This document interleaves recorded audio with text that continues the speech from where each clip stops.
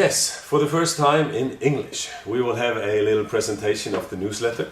The newsletter is sent out in paper form in Norwegian only, but I wanted you who can only understand English, because we are, as you know, many places in Holland, in France, in Germany, in Croatia, Poland, so many places, and it's hard for you to understand my Norwegian. I can understand that.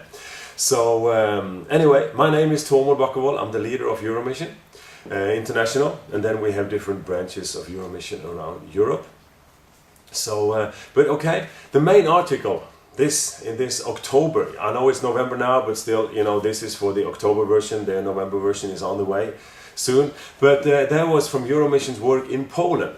We have a work in Poland that's been going on for more than 20 years. But for the last 9 years, we've been having full-time workers that are paid by Euromission to do evangelistic work and church planting work in Poland. Then especially in the eastern parts, but also around the country.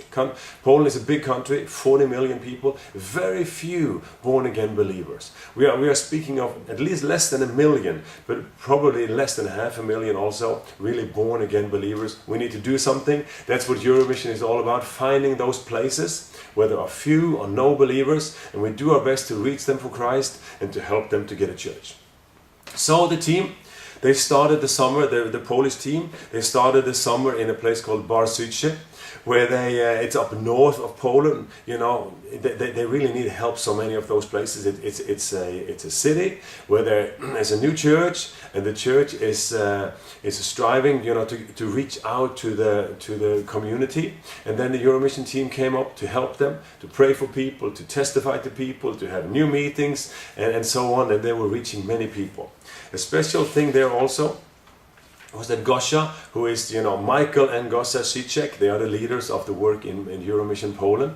And she woke up one night and God reminded her of a person, of a boy.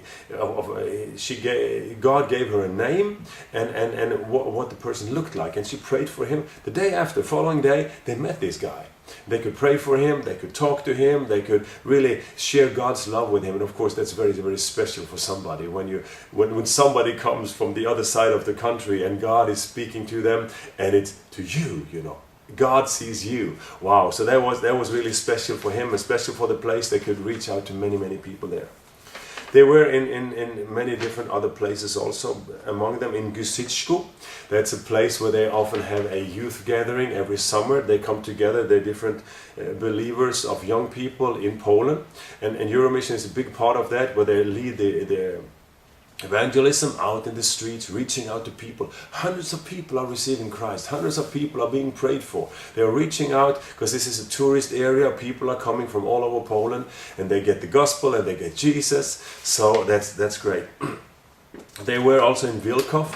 If you follow the news last winter, you know that there were lots of floods in Poland. The big river Wisła in Poland, it flooded and came down, and it flooded again and came down, and flooded again and came down, and many villages and places were really, destroyed. And here we are sending a team out to help those places, helping them to collect their vegetables, helping them to clean up the place, and helping them to work with the children. Yeah, you will probably have some of those pictures I put them in the video. But they were there to help people. Then a little later in the summer, there came a choir from Norway. In Norway there are different gospel choirs, not so many now as there were some years ago, but there is a choir from the west coast of Norway, a place called Bjerkreim, close to Stavanger, if you know a little geography in Norway. Anyway, they have joined us for several years to help us in Denmark, in Netherlands, in Poland, to do evangelistic work through their singing and through their testifying of their faith. So they were having 10 concerts in 6 days in different places, in Puławy, in Lublin, in Łuków, Krasnik, parts of Krasnystaw, places, if you are from Poland or the area, you know where they are. Most of them in the eastern part, southeastern part. So they could lead many people to Christ. They could pray for many people that could receive healing from Jesus. That's something great that has happened in Euromission the last years, that the gift of healing has spread out and many people receive healing through the ministry. Then the Euromission Polish team, they went to Hungary to preach there in the outskirts of Budapest, to reach out with the gospel to many people there. Did a wonderful job. In the end of the summer, they had an evangelistic camp where they in a place called Tiraspol. That's actually on the border. It's a small place. If you walk 1 kilometer or maybe less, then you are on the border to Belarus. And they've been doing this camp now for several years, where they gather people from the region and they train them in dance and drama, in evangelism, and send them out in different teams in the area to preach the gospel. One little story from that.